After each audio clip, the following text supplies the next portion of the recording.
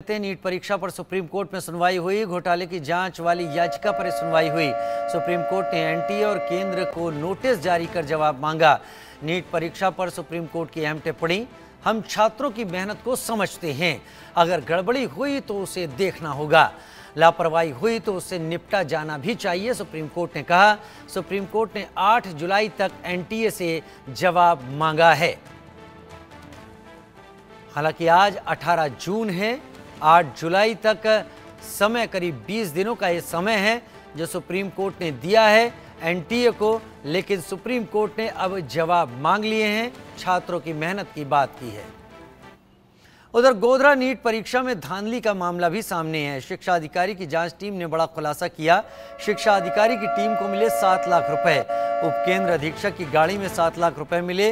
गोधरा तालुका थाने में 3 छात्रों के खिलाफ केस दर्ज किया गया।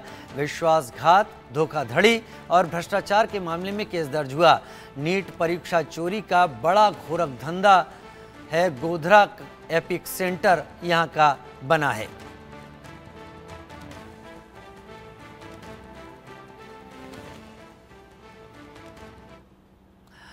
इंडिया न्यूज की मुहिम का सबसे बड़ा असर सामने आया है। नीट पेपर लीक पर एक्शन में बिहार के CM Nitish Kumar. Paper leak पर सीएम नीतीश कुमार का बड़ा ऐलान सामने आया।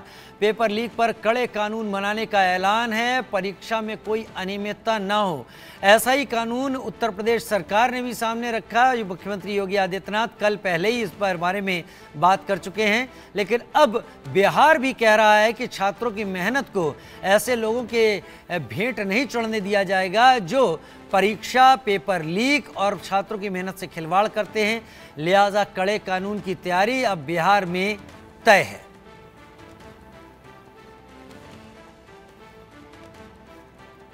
नीट एग्जाम को लेकर पूरे देश भर में छात्रों का धरना प्रदर्शन चालू है। जगह जगह छात्र सड़कों पर उतरे हुए हैं। कथित तौर पे जो धांधली हुई है, जो पेपर लीक का मामला कहा जा रहा है, उसको लेकर अब राजनीति भी शुरू हो गई है। देश में तमाम जगहों पर राजनीतिक पार्टियां भी मैदान में आ गई है और आरोप लगाने शुरू कर दिए हैं एनटीए पर, भारतीय जनता पार्टी पर। आज इस कड़ी में राजेंद्र पाल गौतम जी भी हमारे साथ मौजूद हैं। सर, अब जो आरोप लगाए जा रहे हैं बच्चों की तरफ से, इसमें आम आदमी पार्टी ने भी बच्चों को अपना सहयोग देना शुरू कर दिया है, क्या कहना चाहेंगे? नहीं, ये आरोप नहीं है, ये सच्चाई है।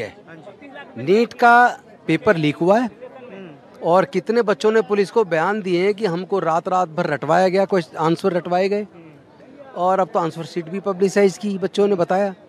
तो उसके बावजूद धर्मेंद्र प्रधान जी जिस तरह का घटिया बयान दे रहे हैं कि कोई लीक के कोई प्रूफ नहीं मिले हैं, प्रूफ करने का काम कोर्ट में बाद का है। पहले तो जिन बच्चों ने बयान दिया है पुलिस को, उसके आधार पे तुरंत इसको रद्द किया जाना चाहिए। और हमने तो आज तक देखा नहीं कहीं ग्रेस मार्क्स इस तरीके एग्जाम में। एनटीए ने यू टर्न ले लिया है, पहले ग्रेस मार्क्स दिए, उसके बाद कोर्ट में बोल दिया कि हम ग्रेस मार्क्स वापस ले रहे हैं। एनटीए के यू टर्न को कैसे देखते हैं? यू टर्न लिया है, अभी धर्मेंद्र प्रधान भी यू टर्न लेंगे। अभी वो नीट के एग्जाम को भी रद्द करेंगे, ठीक है, लेकिन बेसर में, आराम से नहीं कर सकते, धक्के खा के करेंगे। जब पूरे देश के युवा उनको जूते मारेंगे, जब पूरे देश का युवा कह रहा है इसमें बेईमानी हुई है, बच्चे खुद बयान दे के कह रहे हैं कि हमें रात रात भर आंसर शीट रटवाई गई है, और क्या प्रूफ चाहिए भाई? क्या कौन सा प्रूफ मांग रहे हैं आप तो गरीब विरोधी हैं। आपने नीट के एग्जाम को पूरा एक ऐसा गठजोड़ बना दिया, कोचिंग सेंटर्स और नीट और ये जो नेशनल टेस्टिंग एजेंसी, ये लोग मिलके एक ऐसा गठजोड़ है जो गरीब विरोधी है, जो हिंदी माध्यम से पढ़ने वाले या क्षेत्रीय भाषा के माध्यम से पढ़ने वाले बच्चों के विरोधी हैं। ऐसा एग्जाम बना रहे हैं जिसमें 70% जो कोर्स है वो ऐसा आता है जो उसे 12वीं में पढ़ाया नहीं गया है। पहले नीट का जो एग्जाम मेडिकल का होता था, इंजीनियरिंग का होता था, मुझे खूब याद है, जो बच्चे 12वीं करके आते थे बिना कोचिंग के डायरेक्ट एग्जाम में बैठते थे और वो अच्छे मार्क्स लेके पास होते थे। लेकिन अब एग्जाम ही 12वीं के अब जो पढ़ाया उसमें से ना आके 70% बाहर से आ रहा है, तो वो भी जो कोचिंग सेंटर से मिली बगत से हो रहा है। जो कोचिंग ले रहे हैं, लाखों रुपए खर्च कर पा रहे हैं, वो बच्चे उसमें कम्पीट कर पा रहे हैं, और जो बच्चे सरकारी स्कूल से पढ़ के आ रहे हैं, गरीब है, कोचिंग नहीं ले पा रहे, वो बेचारे उस कंपटीशन में पीछे रह जाते हैं। हालांकि सुप्रीम कोर्ट ने सर सुप्रीम कोर्ट ने अभी काउंसलिंग पर रोक लगाने से मना कर दिया है कि काउंसलिंग पर अभी सुप्रीम कोर्ट रोक नहीं। तो कई बार मैं इस तरह का रवैया देखता हूँ, मुझे तो कई बार वहाँ भी न्याय नहीं दिखता है। कई बार ऐसे भी जजेज हैं, सारे जज तो नहीं, बहुत सारे जज अच्छे हैं, लेकिन कई जजेस तो इस तरीके देखने में आते हैं कि वो विदाउट एप्लीकेशन ऑफ माइंड कोई भी एक इस तरह की टिप्पणी कर देते हैं। जबकि समझना चाहिए कि जिन बच्चों को रात रात भर आंसर शीट रटवाई गई, आंसर शीट पब्लिसाइज हुई है, उसके बाद उसको मतलब आप उसको रोक नहीं रहे हैं काउंसलिंग को, इसका मतलब कि क्या आप मतलब इसको मदद कर रहे हैं धर्मेंद्र प्रधान को? एजुकेशन मिनिस्टर को मदद कर रहे हैं कि क्या वो इतना बड़ा धोखा हो गया जनता के साथ, युवाओं के साथ, उनकी हकमारी हो गई और उसमें अब पैसे वाले लोग उसमें सफल हो जाएंगे। हालांकि उन्होंने तो साफ नकार दिया है कि कोई पेपर लीक नहीं हुआ है और ये पूरी तरीके से जो आरोप है ये बेबुनियाद है, और इसको लेकर अब कल 19 जून को मतलब पूरे देश के जो युवा वो झूठ बोल रहे हैं, पूरे देश के युवा झूठ बोल रहे हैं। जिन बच्चों ने पुलिस को बयान दिया वो सब झूठ बोल रहे हैं। और ये एविडेंस लेकर घूम रहे हैं। सर मैं बच्चे का ये सब झूठ है। सर मुझे पता है, पूरी रात मेरा बच्चा पढ़ता था सर। ये 100% मनोज तिवारी का एक बच्चा है सर, उसका रिश्तेदार है, उसने 32 लाख रुपए दिए। मेरे पास सबूत है सर, उसकी फोटो मेरे पास, रिकॉर्डिंग भी है सर। एक आखिरी सवाल लूंगा सर, जब पूरे देश भर में कल ऐलान किया गया है आम आदमी पार्टी की तरफ से कि पूरे देश भर में प्रदर्शन किया जाएगा, इस प्रदर्शन से कितनी उम्मीदें हैं? क्या एनटीए री एग्जाम के लिए मानेगा? क्या सुप्रीम कोर्ट को लगेगा कि री एग्जाम कराना चाहिए? विपक्ष बहुत मजबूत है और देश के युवा भी धीरे धीरे जागरूक हो गए हैं। मानना तो पड़ेगा, आज माने चाहे और 4 दिन बाद माने, केंद्र की सरकार को झुकना पड़ेगा। ये तानाशाही अब चलने वाली नहीं है। ये जो तानाशाही सरकार है ना, जो संविधान विरोधी सरकार है, ये चलने वाली नहीं है। इसको मानना पड़ेगा, जनता के सामने उसको झुकना ही पड़ेगा। तो दिल्ली में लगातार इस पर प्रदर्शन कर रहे हैं। सुप्रीम कोर्ट में आज सुनवाई भी थी और सुप्रीम कोर्ट ने साफ कहा कि हम छात्रों की मेहनत को समझते हैं। एनटीए को नोटिस जारी कर दिया गया है और इसके साथ ही एक बात तय हो गई है कि अब आने वाले दिनों में एनटीए के लिए आसानी भरे दिन नहीं होने वाले हैं। एनटीए को शायद वो खुलासे करने पड़ेंगे जिनको छुपाती रही। रितेश मिश्रा पटना से मेरे साथ जुड़ेंगे, आरजू दिल्ली से मेरे साथ जुड़ जाएंगी कुछ देर में, और जयेश सोनी मेरे साथ गुजरात से इस वक्त ज्यादा जानकारी के साथ जुड़ रहे हैं। सबसे पहले जयेश का रुख कर लेते हैं जो कि गुजरात से मेरे साथ इस वक्त जुड़ रहे हैं। जयेश, गुजरात का नाम खास तौर पर सामने आ रहा है जहां पर गोधरा को एपिक सेंटर बताया जा रहा है। जयराम जो विद्यालय है, जो सेंटर है, वो जलाराम, उसको लेकर भी बहुत सारी बातें सामने आ रही हैं। सिलसिलेवार बताइए, इस बीच की पूरा देश नीट को लेकर प्रदर्शनों में और इस उम्मीद में उलझा हुआ है कि आखिरकार केंद्र सरकार कदम उठाएगी। सुप्रीम कोर्ट के चाबुक के बाद मजबूर होना पड़ेगा इस एग्जाम को दोबारा कराने के लिए। गुजरात से क्या जानकारी निकल कर आ रही है जयेश?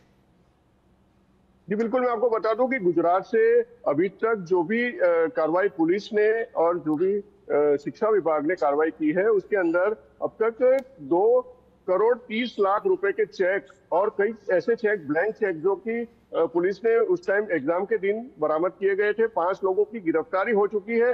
ये 5 मई के दिन बरामद किए गए थे। 5 मई के दिन? जी बिल्कुल, ठीक है, बताएं पूरी बात। ये 5 आरोपियों की उस टाइम पर गिरफ्तारी हुई थी। अब एसआईटी को जांच सौंप दी गई है। एसआईटी ये जांच कर रही है कि कौन कौन से स्टूडेंट पैसा देकर जो ये अपने पर्चे भरवाने के लिए यहाँ पर पहुंचे हुए थे। अलग अलग राज्यों से जो स्टूडेंट आए थे, करीबन 30 स्टूडेंट के नाम सामने आ रहे हैं जो कि इस पूरे स्कैम के अंदर शामिल थे और उन्होंने 10 लाख रुपए से ज्यादा रकम चुकाई थी। अपने पर्चे जो ब्लैंक छोड़ दिए जाएंगे वो बाद में भर के उनको सबमिट किया जाएगा और उसको पास कराने का जो वादा है वो किया गया था इस सेंटर के द्वारा। तो ये अभी जांच एसआईटी कर रही है। एनटीए से ये सारे जो स्टूडेंट्स हैं उनके एड्रेस और उसकी डिटेल्स भी मांगी गई है। साथ ही जो चेक थे, उस चेक के बैंक अकाउंट से भी जो डिटेल्स है वो कलेक्ट की जा रही है और पुलिस ये बता रही है कि हम आने वाले दिनों में इन सारे स्टूडेंट्सों के साथ बातचीत करेंगे, उसकी पूछताछ करेंगे। साथ ही जिन अकाउंट के चेक दिए गए थे उन अकाउंटों की भी जांच की जाएगी और उस अकाउंट के जो ओनर है, जो होल्डर है, अकाउंट होल्डर है, उनसे भी हम पूछताछ कर सकते हैं। तो ये जांच जो है अब एसआईटी के हाथ चली गई है और एसआईटी अब इस मामले को लेकर के तेजी से जांच करने की बात कर रही है। फिलहाल जो मामला है वो गोधरा का है। गोधरा के अंदर ये जो पूरा स्कैम पकड़ा गया था, इसके बाद ये पूरी बात सामने आई थी। पुलिस ने अब तक कोई कार्रवाई नहीं की थी, लेकिन जैसे जैसे दबाव बढ़ता गया, सुप्रीम कोर्ट ने भी जवाब जब मांगा है, तो पुलिस अब कुछ हरकत में आई है और जांच करने की जो तेजी है वो दिखा रही है।